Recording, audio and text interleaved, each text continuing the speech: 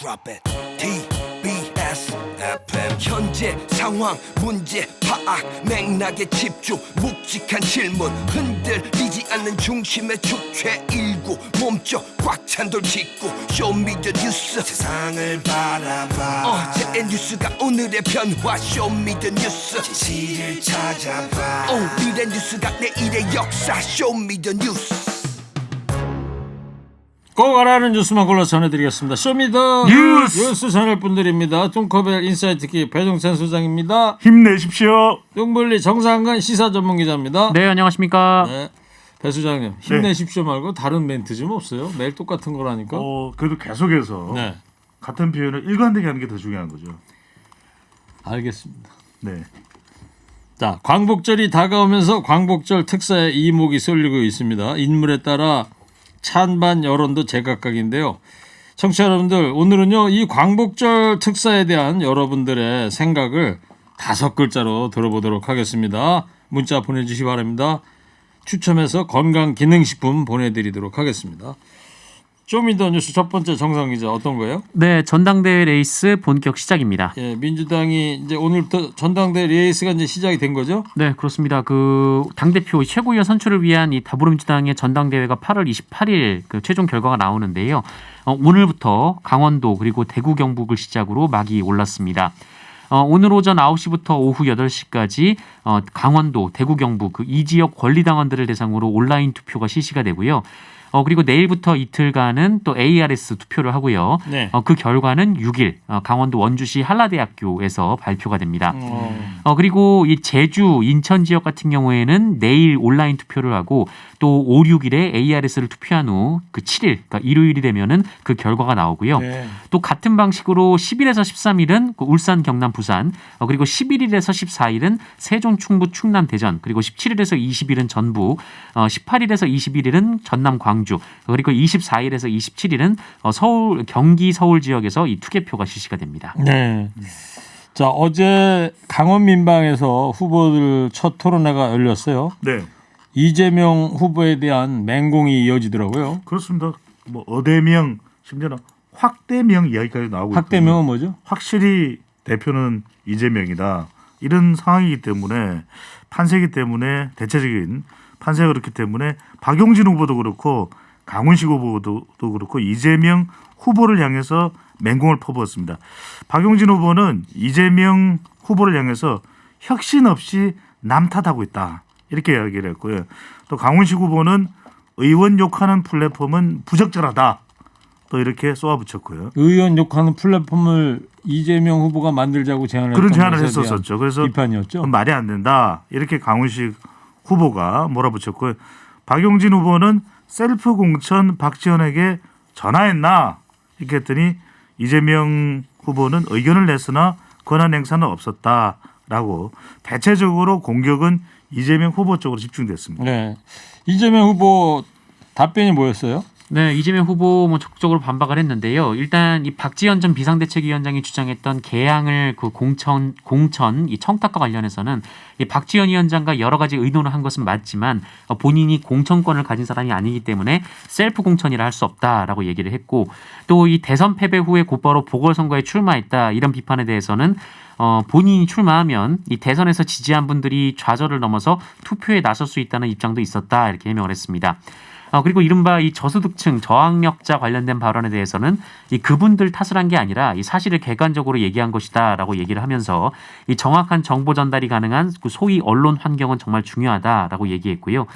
이른바 이제 국회의원을 비판할 수 있는 온라인 플랫폼에 대해서는 이 노무현 전 대통령도 이 정치인들은 국민들로부터 욕먹을 것을 피하면 안 된다고 말씀하셨다 이렇게 얘기를 하면서 자유로운 소통을 강조한 것이다라고 했습니다. 이재명 후보가 오늘 이제 기자 간담회를 했는데요. 현장 목소리 잠깐 듣고 오겠습니다.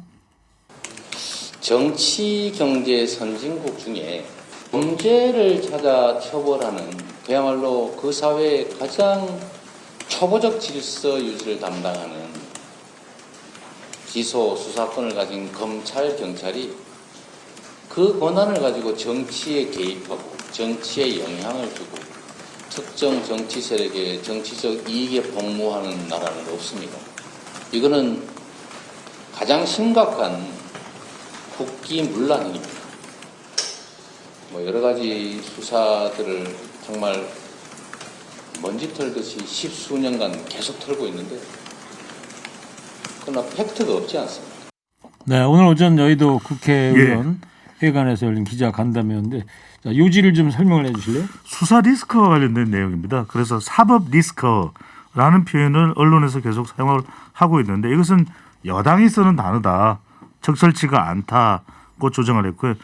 또 검경이 검찰과 경찰이 대놓고 정치 개입을 하는데 이건 도무지 이해가 되지 않는다.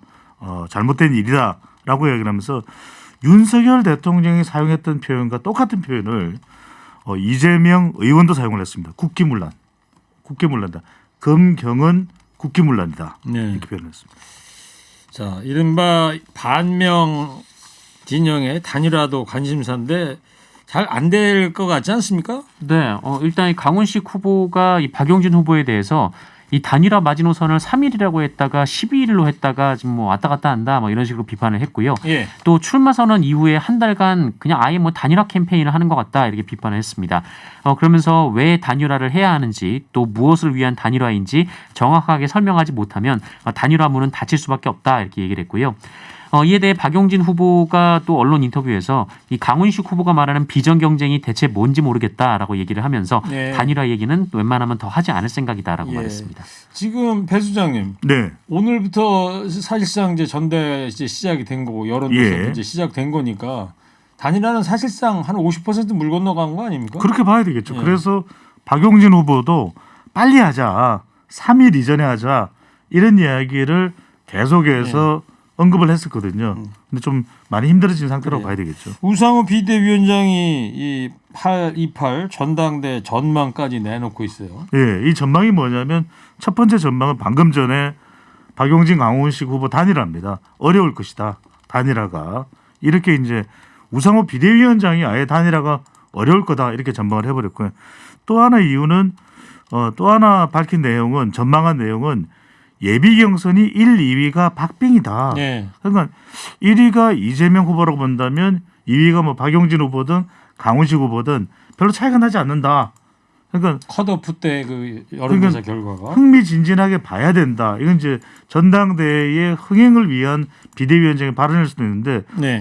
그렇다면 우상호 비대위원장이 이렇게 1, 2위 차이가 많이 나지 않는다는 이야기를 더불어민주당의 조응천 의원이 했던 이야기거든요. 그랬죠. 조응천 의원의 이야기를 그러면 사실 확인을 해주는 건가? 이렇게 생각을 했는데 그게 아니라 언론 보도에 따르면 1, 2위가 그래서 이건 비대위원장인데 비대위원장이 모를까? 또 한편으로는 비대위원장이 이런 이야기를 했다는 것은 그럴 수도 있겠네. 실제 그럼 1, 2위가 박빙일 수도 있겠네라고 추측을 해볼 수 있는 우상호 것이죠. 비대위원장한테 전화 취재를 한번 해보지 그랬어요.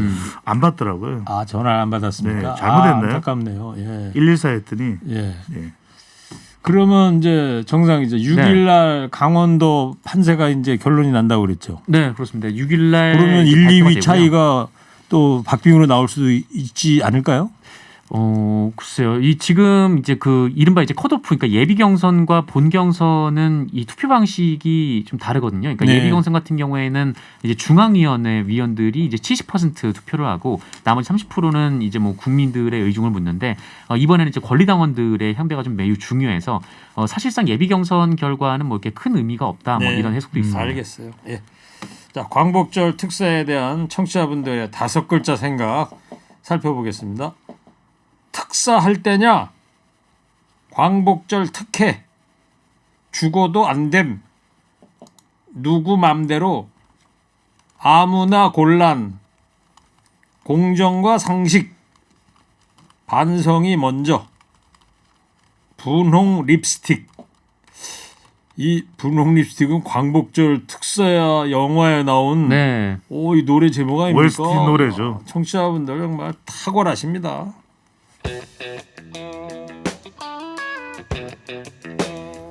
두 번째 쇼미더뉴스는요. 네, 바빠진 국민의힘 물밑 경쟁 치열입니다. 비대위로 가는 국민의힘에서는 장제원 의원과 김정인 위원장의 만남이 이목을 끌고 있습니다. 네, 이 만난 사람들도 이목을 끌고 있고 그 만난 시점도 이목을 끌고 있는데요. 이 만난 시점이 바로 이제 그 배현진 의원이 이 최고위원직 사퇴 의사를 밝힌 지난달 29일이었습니다. 이때 김종인 전 비대위원장 그리고 정진석 국회 부의장, 장제원 의원이 만났다라고 하는데 이른바 윤핵관의 주축인 장제원 의원과 또 비대위원장 후보 중 한 명으로 거론되는 정진석 부의장 그리고 가장 최근에 비대위를 이끌었던 김종인 전 위원장 이렇게 셋이 만난 그런 상황입니다. 그래서 이 세 사람의 회동에서 이 국민의힘 지도체제를 포함해서 현안에 대한 논의가 오간 것으로 알려졌다. 이것이 동아일보 보도였는데요. 비대위원장 얘기가 나왔을 수도 있다. 이런 증언도 있었습니다. 네. 김종인 전 위원장은 동아일보와의 인터뷰에서 만난 것은 사실이다라고 얘기를 했는데 다만 정진석 부의장이 비대위원장 후보가 될 수 있느냐 좀 이런 질문에 대해서는 국회 부의장을 하고 있는데 이 비대위원장을 맡을 수는 없지 않겠냐 이렇게 얘기를 했다고 합니다. 네. 자, 이런저런 분위기를 보면 말이에요. 네. 비대위 역할이 조기 전당대회가 될 가능성이 높은 거죠. 그렇죠. 거의 확실시 된다고 봐야 되겠죠. 국민의힘 비대위가 아니 임기 3개월도 채 안 되는 집권 여당의 비대위 체제다. 말이 안 된다. 이런 이야기가 나오고 있고 또 김종인 전 총괄 상임위원장이 국민의힘 총괄 상임위원장이 선거대책 상임위원장이 또 비대위원장 그거는 비대위원장 전문이냐 이런 이야기가 나오는 것이고 그러다 보니까 당 내에서는 주호영 의원 그리고 당 외에서는 김병준 전 비대위원장 또는 박주선 전 취임식 준비위원장이 물망에 오르고는 있습니다. 그런데 네. 지금 조기 전당대회를 준비하기 위한 비대위, 관리형 비대위가 될 가능성이 높다. 네. 그렇다면 이제 다음 당대표 도전할 사람은 김기현 의원이나 지금 안철수 의원으로 지목이 되고 있는데 조기 전당대회를 앞두고 조기 전당대회를 고려해서 김기현 의원은 이런 이야기를 해요. 비대위 출범과 관련해서 비대위는 조기 전당대회를 준비할 수 있는 형태가 돼야 된다. 그러니까 길게 갈 수 없다는 이야기겠죠. 그런데 이제 안철수 의원은 이제 미국에 있는 딸을 만나기 위해서 출국을 했는데 미국 갔잖아요. 예. 당의 내용과는 좀 거리를 두겠다.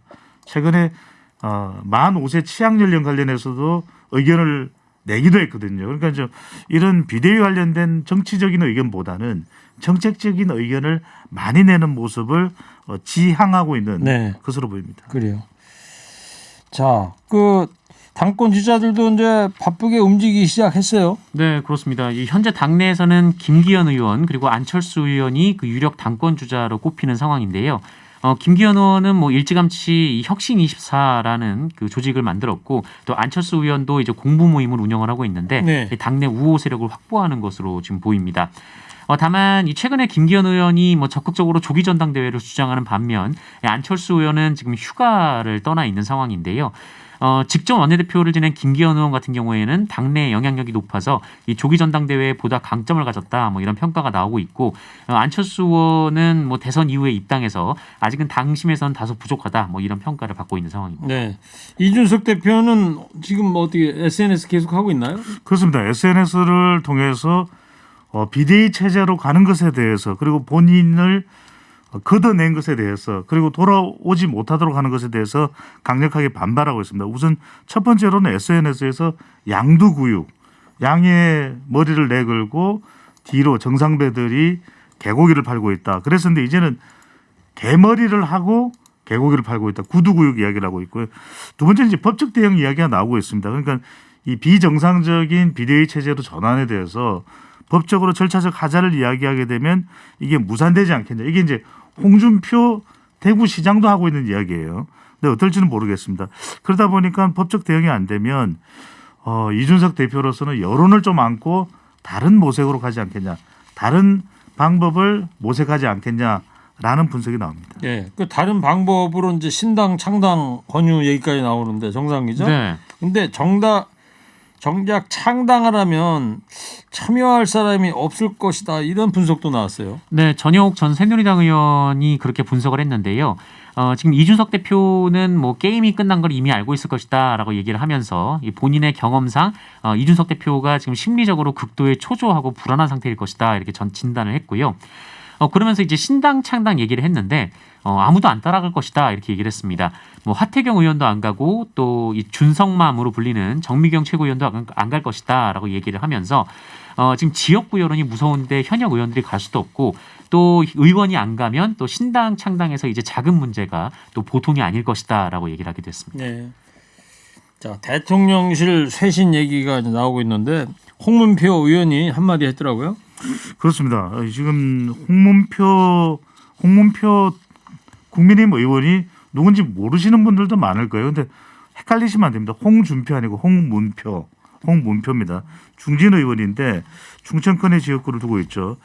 이 홍문표 의원이 뭐냐면 첫 번째로는 윤핵관도 안 된다.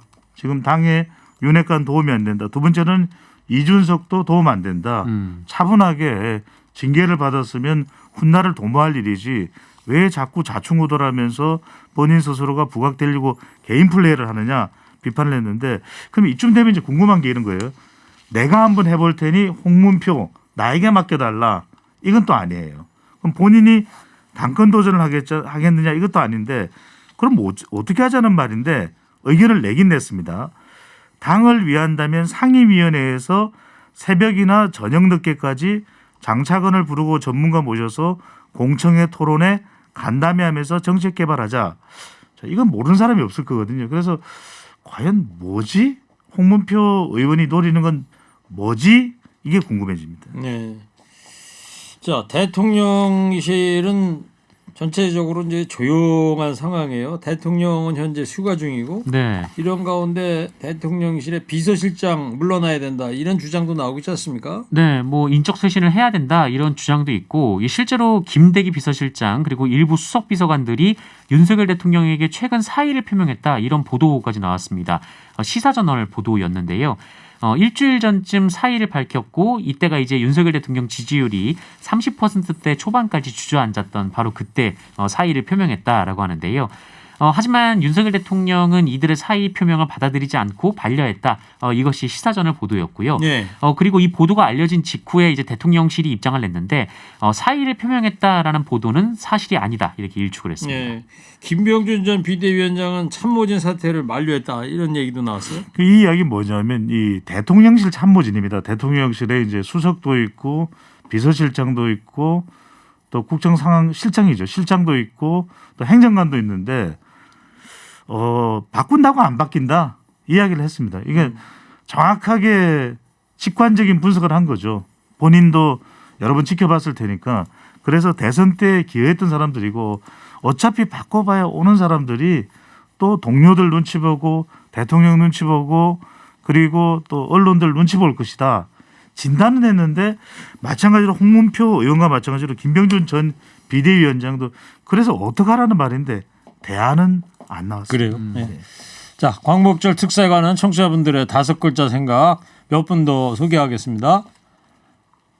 용서를 빌어 될 대로 되라. 사면권 남용. 한숨만 나네. 국민이 본다. 국민 말 들어. 잘 좀 골라봐. 어림도 없지. 영화 재개봉. 차라리 광복절 특사 영화를 재개봉하는 게 더 설득력이 있겠다. 이렇게 또 부연 설명까지 해서 영화 재개봉해 주셨어요. 한 분은 일구야 잘해. 광복절 특사하고 저하고는 상관없는 내용인데요. 예. 좋은 내용인데요. 방송은 잘 하도록 하겠습니다. 자, 세 번째 쇼미더뉴스는요. 네, 광복절 특사는 누구입니다. 네, 심사를 언제 합니까 이거? 네, 뭐 이르면 9일 할 예정이라고 합니다. 다음 주 화요일 날이네. 네, 다음 주 화요일 뭐 늦어도 10일이 될 것 같은데요. 예. 광복절 특사 대상을 선정하는 마지막 작업이 될 것 같다고 하고 심사가 뭐 이틀에 걸쳐서 이루어질 수도 있다. 뭐 이런 얘기도 있습니다. 법무부에서 하는 겁니까? 법무부가 하고요. 이 네. 한동훈 법무부 장관이 이 사면심사위 위원장을 맡고 네. 이노공 차관 그리고 신자용 검찰국장, 김선아 대검찰청 공판 송무부장 등 이 당연직 4명이 합류하고 또 뭐 교수와 변호사 등 위촉직 5명을 포함해서 총 9명으로 구성이 된다라고 근데 합니다. 배 수장님 당사자에 따라서 여론은 극명하게 엇갈리고 있어요. 그렇습니다. 리오리노입니다. 리오리노. 우리가 지금 관심 있는 것은 스페인말 합니까 지금? 우리말입니다. 리오리놀? 이재용, 이명박 두 사람한테 관심이 가 있잖아요. 그러니까 이재용, 리오 오케이. 이명박 노. 자, 스트레이트 참 뉴스가 애쓰십니다. 예. 힘들어요. 짧게 약속하는 게 더 오래 설명하는데요. 더 오래 걸려. 아, 네, 힘들죠. 네. 스트레이트 뉴스가 조원 시에나에 의뢰를 해서 지난 7월 30일, 8월 1일 실시한 조사입니다. 자, 사면에 대해서 각각 어떻게 생각하는지 찬반을 물어봤는데요. 자세한 사항은 중앙선거론조사 심의위원회 홈페이지에서 확인 가능합니다. 네. 이재용 찬성 64.2%, 이명박 반대 61.1%입니다. 알겠어요. 자, 정상희 기자, 김경수 전 경남도지사도 거론은 되고는 있는데 네. 어떻게 될 것 같습니까? 얼마 전에 이제 가석방 대상을 심사를 했는데, 근데 김경수 전 지사가 이제 가석방 심사 대상에 포함될 것이다 이런 얘기가 있었습니다. 이 형기의 60%를 채웠기 때문에 가석방 심사가 될 것이다라고 했는데 이게 안 됐거든요. 그래서 이제 그 광복절 특사로 가는 것 아니냐 좀 이런 전망이 나오고 있고, 네. 또 이명박 전 대통령과 함께 좀 균형을 맞추는 차원에서 이런 얘기가 나오고 있습니다. 알겠습니다. 자, 여기까지 하고요. 마지막으로 두 분의 한 줄 평도 듣도록 하겠습니다. 광복절 특사에 대한 두 분의 생각 5글자로 하겠습니다. 자, 헤드폰들 끼시고요. 먼저 뚱커발부터 해주세요. 3, 2, 1. 인생 뭐 있니? 이게 무슨 소리야? 끄시고. 인생 뭐 있니? 왜 노래 제목을 갖고 얘기를 하시냐? 아니 인생 뭐 있니? 사면 아니면 가석방, 전세 아니면 월세. 됐고요. 네. 네. 정상근 기자 해주세요. 3, 2, 1. 공정이 맞아? 잘했답니다. 간만에. 정말 오랜만이네요. 네. AI도 다 이게 느낌이 있는 거예요. 네. 아니 오늘 금산 대책 없이 인생 뭐 있니 하는 한 줄 평하고 다르잖아요. 제가 사랑하는 곡이에요. 그래요? 잘했어요. 예. 네. 쇼미더 뉴스 지금까지 배중찬 소장 정상근 기자였습니다. 두 분 감사합니다. 쇼미더 뉴스.